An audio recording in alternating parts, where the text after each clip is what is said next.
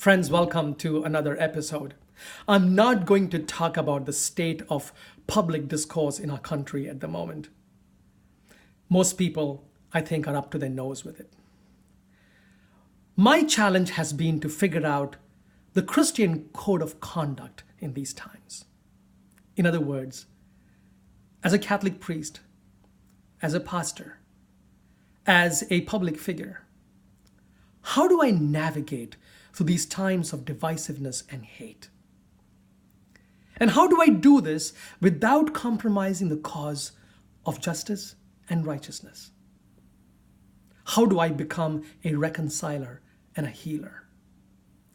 Perhaps these are your questions as well. And if you're looking for an answer, I hope today's episode will be helpful. I was grappling with these very questions when I was also preparing for the homily this weekend. And the second readings from the letter of St. Paul to the Philippians spoke to me very powerfully. This text is so important, so powerful that I decided to take a little extra time and read the text in its entirety before I give us some practical things to think about. So here is what St. Paul says. Brothers and sisters, if there is any encouragement in Christ, any solace in love, any participation in the Spirit, any compassion and mercy, complete my joy by being of the same mind with the same love, united in heart, thinking one thing. Do nothing out of selfishness or out of vainglory. Rather, humbly regard others as more important than yourselves, each looking out not for his own interests, but also for those of others. Have in you the same attitude that is also in Christ Jesus, who, though he was in the form of God, did not regard equality with God something to be grasped. Rather, he emptied himself, taking the form of a slave, coming in human likeness, and found human in appearance, he humbled himself, becoming obedient to the point of death, even death on a cross. Powerful words, aren't they? Now, why was Paul writing to the Philippians in these words? I think understanding the context of these readings will help us to read some practical implications for our times and for our lives. So first of all, the Christian community in Philippi was deeply loved by Paul. It was one of Paul's favorite communities. They were a faith-filled and a vibrant community, yet divided. The division existed between the Jewish Christians and the Gentile Christians. And Paul was giving them the example of Christ so that their disunity might be healed. Secondly, politically, Philippi was a Roman province, and it was governed by ius Italicum, or Italian law, meaning that it occupied the highest honor any Roman province could attain. Paul wanted to remind the Philippians that while the Philippian community enjoyed the privileges of being this very special Roman province, that they must remember that their primary citizenship is in heaven. Paul was giving his church a new perspective, one that will help the Philippians to conduct themselves very differently than the people around them. And that is what you and I are trying to do, to behave differently than the people around us.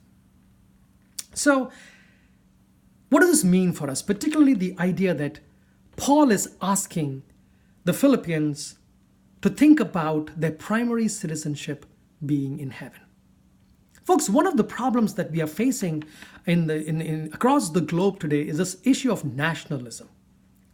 You see, nations are trying to understand who they are in a new way. Their identity, their geographical integrity.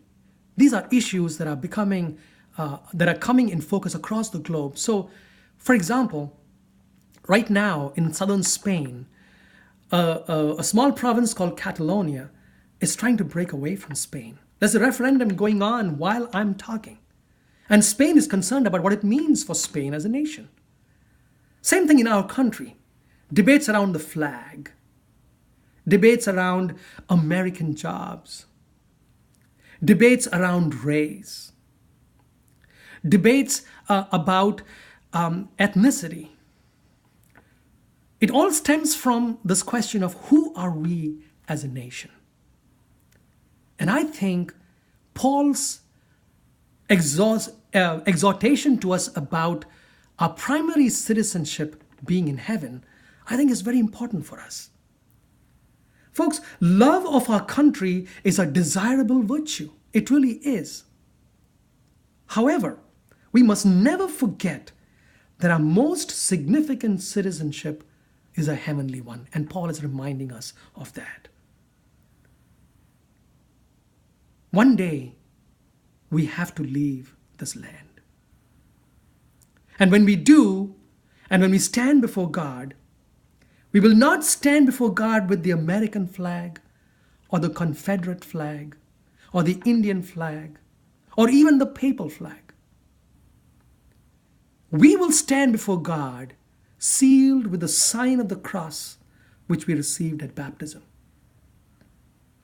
When we stand before God, we will not stand before God as Americans or Indians, Asians or Mexicans, black or white, citizens or refugees or migrants.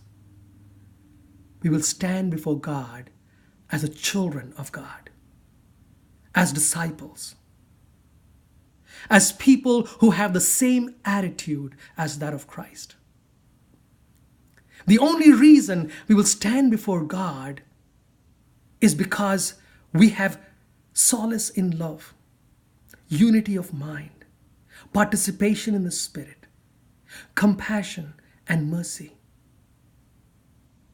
Paul is asking us to put on the mind of Christ. Paul is asking us to have the same attitude in us as it was found in Jesus Christ, which means two things.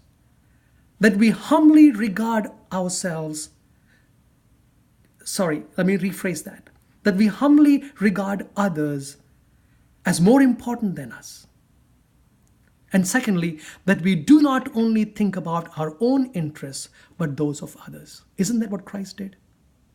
He emptied himself. He became a slave so that we might be on the way to salvation. We are beneficiaries of Christ, not thinking about his own self, but thinking about us.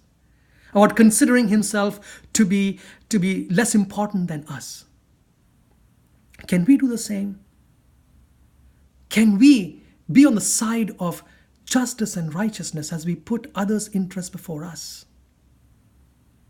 Can we think about people who are disempowered? Can we think about people who do not have a voice in society? Can we humbly regard them to be more important than us?